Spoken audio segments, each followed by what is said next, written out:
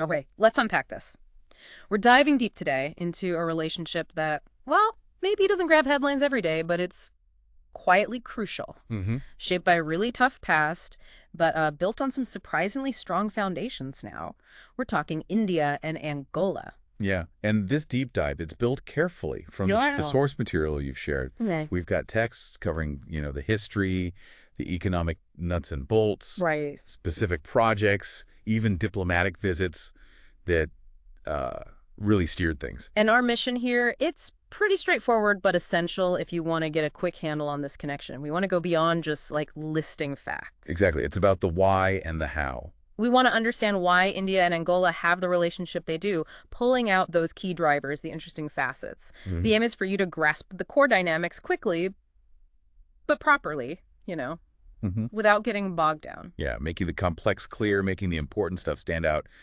Think of us as guides, kind of navigating this info together. We'll point out what really matters, connect the dots. Help see the patterns. And look, like with most international relationships, to really get where it's heading, you kind of need to know where it started, right? Always. History is key. So let's set the stage. Let's dive into the history that made modern Angola and, how that shaped its ties with countries like India. Right. So the backdrop here is Angola's journey, first through colonialism and then unfortunately into this really long period of internal fighting. Yeah. As the sources lay out, Angola was a Portuguese colony for centuries. And this wasn't brief. It lasted right up until 1974. And 1974, that year wasn't just significant for Angola itself, it was directly tied to what was happening back in Portugal. Absolutely. The source points to the revolution in Portugal in 1974, the Carnation Revolution, they call it. Right. And that upheaval in Portugal, it just triggered the rapid collapse, the crumbling of its whole colonial empire, Angola included. So the dominoes started falling fast after that regime change in Lisbon. They did. And so in 1975, Angola finally gets its independence from Portugal. But, what should have been this moment of celebration? Yeah. It turned into something very different quite quickly.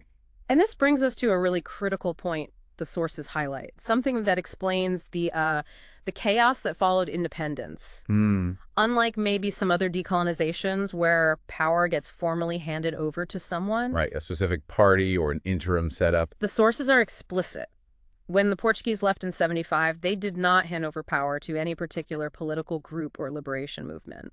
And this is just, it's crucial to understand. Imagine this large, resource-rich country, its ruler, suddenly gone, Yeah. leaving behind multiple well-armed groups who'd been fighting for independence, but who had totally different ideas for the future and, frankly, didn't trust each other at all. No agreed plan, no unity government set up by the Portuguese as they left. None. Mm. Just avoid. And you can pretty much guess what happens next, right? A Yeah. power vacuum like that, especially after centuries of outside rule. It's incredibly volatile. Totally. The sources are clear. This lack of a designated successor, plus the existing rivalries, it just directly ignited the Civil War. In that same year, 1975. And this wasn't just a short conflict, was it? Oh, not at all. The sources really emphasize how long and devastating this was. It lasted from 1975 all the way to 2002, Wow. nearly 3 decades. I mean, just think about the impact of that on a country. Generations growing up only knowing war. Infrastructure destroyed, people displaced. Exactly. Any kind of real economic or social progress just stalled. The country's potential was just paralyzed for so long. Put the brakes on everything. And while the Angolan people were going through this, the sources do mention the UN was present during this time. Yes, playing a role in that, very complex process of trying to help establish the peace that finally arrived in 2002. So 2002 marks the end of the fighting, the real chance to start rebuilding. The turning point. Right. Now, here's where India comes in a slightly surprising way given that timeline. Well, despite this massive civil war kicking off in 1975 and raging on, the sources tell us India actually established diplomatic relations with Angola way back in 1975. Really, the same year independence was declared and the war started. The very same year. That's quite striking, isn't it? Setting up formal ties with a country just as it's descending into what turned out to be almost 30 years of war. What do you think that suggests about India's foreign policy back then? Well, it certainly suggests a long-term view, maybe some What? foresight. The sources don't spell out the exact motives beyond, recognizing a newly independent nation. Sure. But doing it right then in 75, amidst the chaos, it shows a recognition of Angola's sovereignty from day one, whatever its internal issues.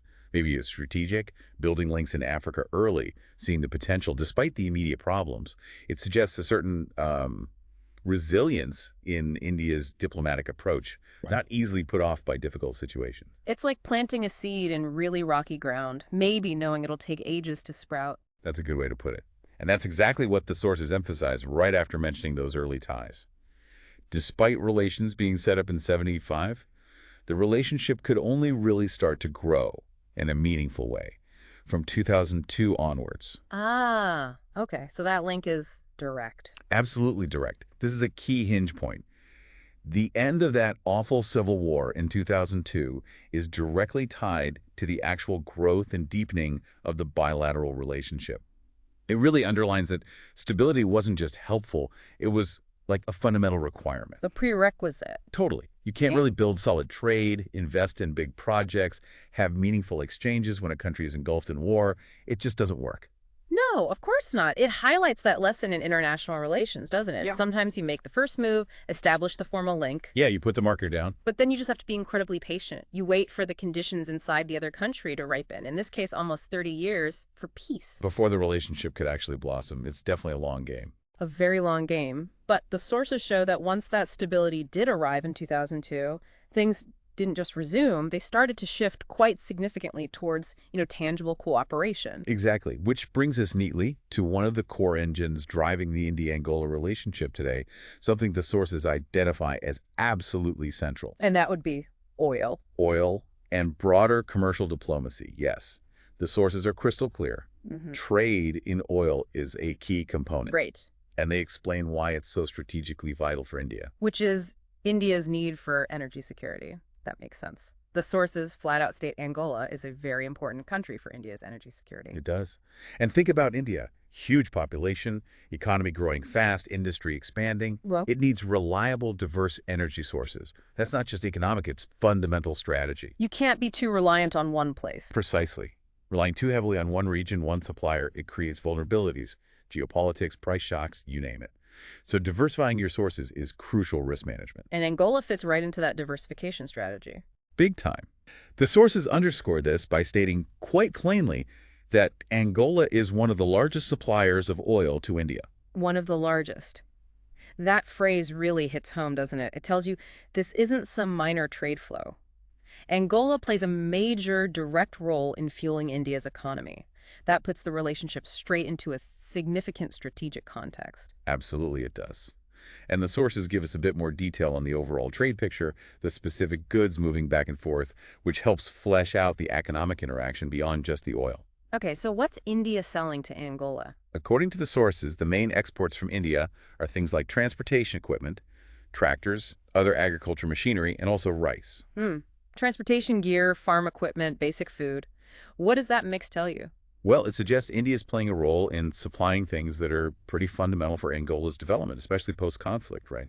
Transport to connect the country. Yeah, crucial. Farm tools to rebuild agriculture, which means food and jobs, and rice, a basic staple. It looks like India is providing essentials, equipment that boosts productivity and meets basic needs in a country that's still rebuilding. That fits the picture of Angola coming out of that long war, needing to reconstruct. And on the flip side, what's India importing from Angola? Is it just oil? The sources are pretty direct here, too. They say India's imports include majorly fruit oil. Okay. There might be other smaller things going both ways, but this really reinforces the main driver from India's side, securing that energy supply. The sheer amount and value of the oil imports heavily shape the trade balance. Got it. And do the sources mention the key players involved in this oil trade? On the Angolan side, presumably their state oil company. Yes, they mention Senangal. It's the state-owned entity central to Angola's oil industry. It acts as the regulator, the concessionaire managing exploration and production rights, and it's also a major supplier itself. So any big international player dealing in Angolan oil, like India, has to interact with Senangal. Pretty much. It's the gatekeeper, you could say. And what about Indian companies? Are specific firms' names as being active there? Yes, the sources mentioned a few prominent Indian names involved in Angola's oil sector, which shows it's more than just government-to-government purchases. They list Reliance Oil, Big private player.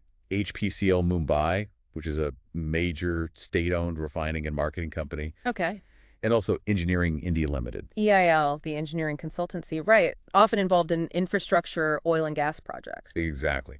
So having Reliance involved suggests private sector interest. HPCL indicates direct sourcing and refining links. And EIL's presence points towards potential involvement in, engineering services, maybe related to oil facilities or infrastructure. It adds depth. Yeah. India isn't just buying oil off the shelf. Indian firms are actively engaged in the sector there. So oil is clearly dominant, but the sources also briefly touch on another major Angolan resource, just to give context, right? Yeah, they do mention diamonds. They note Angola is rich in diamonds too, and a leading global exporter. While the sources don't really detail India-Angola diamond trade specifically, mentioning it helps paint the broader picture of Angola as a resource-wealthy nation. It's not just oil, even if oil is the main thing in the India relationship. Right. It underscores the kind of resource-based economy India is engaging with. But then the sources point to something newer, suggesting the relationship might be broadening out a bit. Yes, this is interesting. It hints at diversification.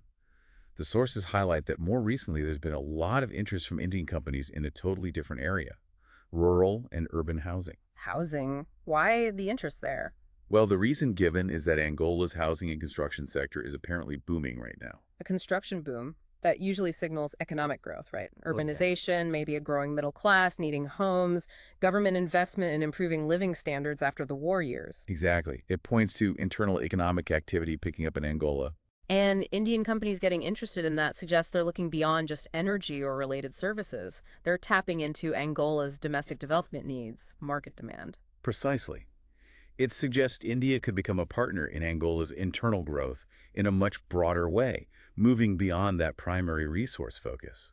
It reflects Angola's post-conflict development phase and how partners like India are spotting new opportunities that match Angola's own priorities. That's a really positive sign of a potentially maturing relationship. It seems so. And speaking of rebuilding and development priorities, the sources provide a fantastic, very specific case study that really illustrates this kind of cooperation happening on the ground. Ah, yes, the railways part. Focusing on the Camino de Ferro de Mocamedes. That's Angola's project to fix up its old colonial-era railway network, which must have taken a beating during the war. Definitely. And modernizing railways is just so fundamental for a country like Angola. It's huge. Railways connect regions, especially inland areas. They let you move goods efficiently, minerals, farm products down to the ports, and they move people. It's basic plumbing for economic activity. Absolutely. And the sources say India is specifically cooperating with Angola on this railway modernization, not just talk, but actual involvement. Yes, the details are quite specific. The Indian government has provided technical assistance for Angola's railways, and interestingly, this assistance is based on a study done by RITES. Right. That's Rail India Technical and Economic Service, right? The big Indian public sector railway consultancy. They have expertise worldwide. That's the one. So RITES being involved means India isn't just, say, selling equipment. It's contributing brain power, technical expertise, planning skills.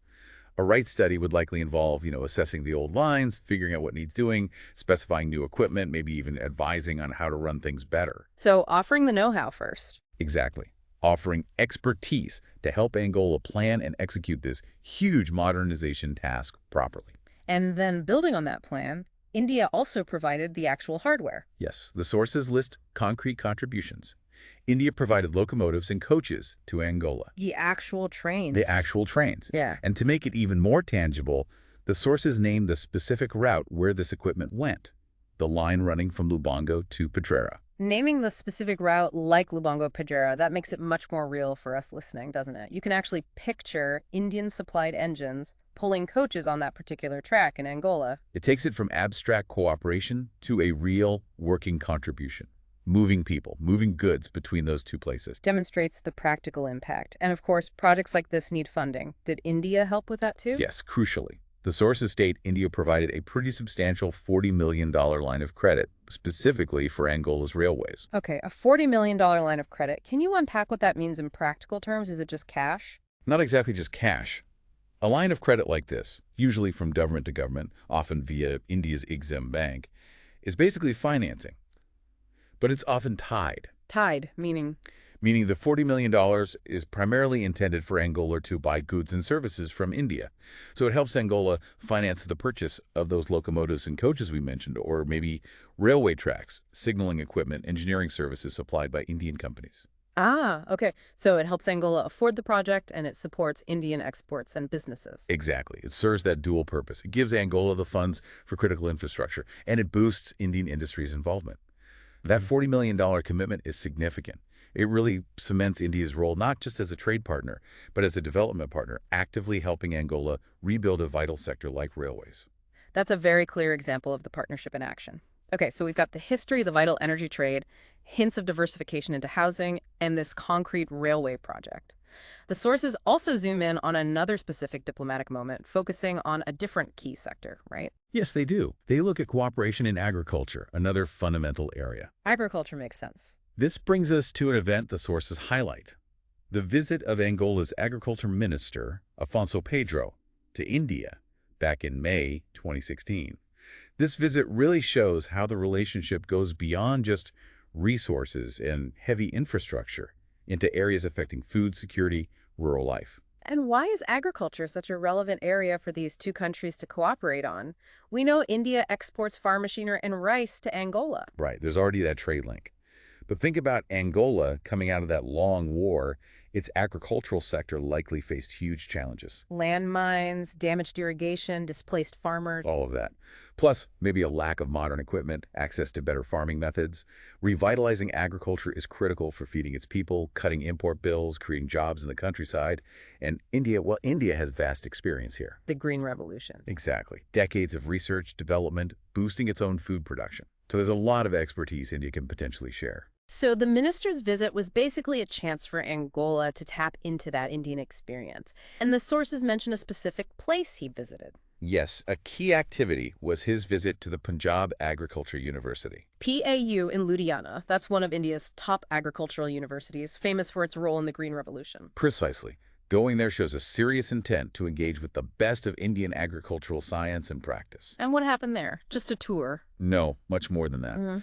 The sources say he had detailed discussions with the agricultural scientists at PAU, focusing specifically on the challenges Angola witnesses in agriculture. So, getting into the weeds, so to speak, Ah, talking about Angola's specific problems. exactly. It wasn't just a polite visit.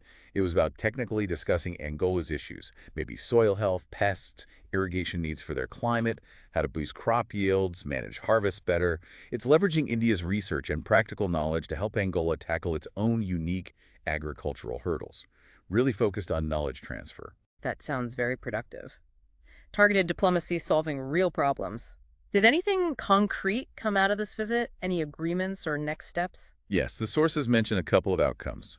One was that Minister Pedro invited a student delegation from Punjab Agriculture University to visit Angola. Students going to Angola for what purpose? The specific purpose mentioned was to explore agroforestry. Agroforestry. So that's mixing trees with crops or livestock, right? Yeah, integrating trees and shrubs into farming systems. It's often promoted for sustainability, improving soil, preventing erosion, providing other income sources like fruit or timber, boosting biodiversity. Exploring this suggests Angola might be interested in more sustainable, integrated approaches to land use, maybe in areas affected by the conflict or meeting careful development. And sending students is a smart way to build long-term links, isn't it? Absolutely. Yeah. Young Indian experts get direct exposure to Angola's reality. They share their knowledge. You build bridges between the next generation of scientists. It fosters deeper understanding. An investment in future cooperation. Was there anything else? Did they sign any deals? The sources also say he concluded some agreements on potential sectors. Okay, potential sectors, a bit vague. But given the context, talking agricultural challenges, agroforestry, visiting PAU, what might those agreements likely cover? Well, you'd guess they're in areas ripe for collaboration based on those discussions. It could mean formalizing research cooperation, maybe joint projects on crops suited for Angola, or farming techniques. Technology transfer, maybe? Right. Making Indian farm tech more available? That's very possible. Or agreements on joint ventures in food production or processing. It basically signals a commitment to turn the talks during the visit into actual frameworks for working together, building on those identified needs and interests like agroforestry. Okay, so let's try and pull all these different pieces together now. We've traced the history, the wait for stability, The absolute centrality of oil for India's energy security. India's role also as a supplier of essential goods. The very concrete example of the railway project, with technical help, trains, and that big line of credit. And this focused engagement in agriculture, looking at knowledge sharing and specific techniques like agroforestry, what's the big picture that emerges about the India-Angola relationship today? Well, connecting those dots, you see a relationship that, yeah, had early formal ties, but really only gained traction and substance after Angola found peace in 2002. Driven initially by that strategic energy need. Clearly, Angola being a major oil supplier is foundational, but it's not just a one-way street. No, India is also supplying crucial goods to Angola transport, farm gear, rice. And that railway case study, it's such a powerful illustration, isn't it? Wright's doing the study, India providing the trains for a specific line, backed by that $40 million financing.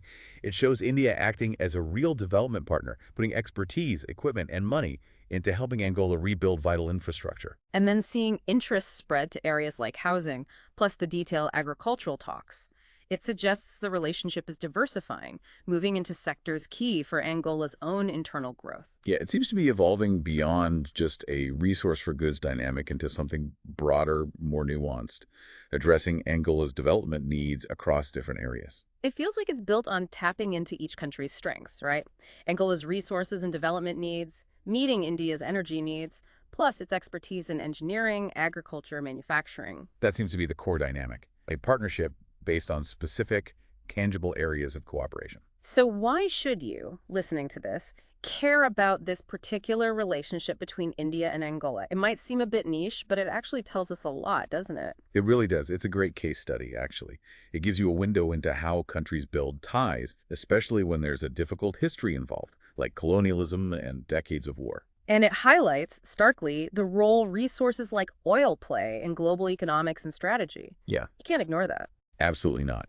Plus, it underlines how critical infrastructure development like fixing railways is for any country trying to recover and grow after conflict, and how international partnerships can help make that happen. And it shows that diplomacy isn't just about leaders meeting, it's about the detailed work across different sectors. Energy, transport, agriculture, like that minister's visit showed that actually builds the substance of a relationship. It really demonstrates how strategic needs, economic opportunities, and development goals all kind of weave together to create these complex, evolving international connections. It makes you appreciate the complexity, the patience involved, and the focused effort needed to build these significant global links. It's definitely not simple or quick. No. Which brings us to our final thought for you today. Something to perhaps chew on after hearing all this. Yeah, think back to that timeline we discussed. From formal ties in 1975, but real growth only kicking in after 2002, nearly 30 years later. A long wait. A very long wait. So considering how long it took for this India-Angola relationship to really find its feet and flourish after the war ended, what does that tell us about the kind of patience, the resilience, the sheer persistence that's needed to build meaningful international partnerships? Yeah. Especially when they're focused on long-term development or something as vital as energy security. It really underscores that long-game perspective countries sometimes need in foreign policy, doesn't it? Waiting for the stars to align, almost. It certainly suggests it's often a marathon, not a sprint. Indeed. Well, that wraps up our deep dive into the India-Angola relationship for today. We really hope this detailed look has given you a clearer, maybe more insightful, and hopefully engaging understanding of this important, even if sometimes overlooked, bilateral connection. Thank you so much for joining us. You might find it interesting now to maybe look into India's wider engagement across Africa, or perhaps dig deeper into Angola's own story of recovery and development since 2002. Lots of fascinating threads to follow there. Until the next deep dive.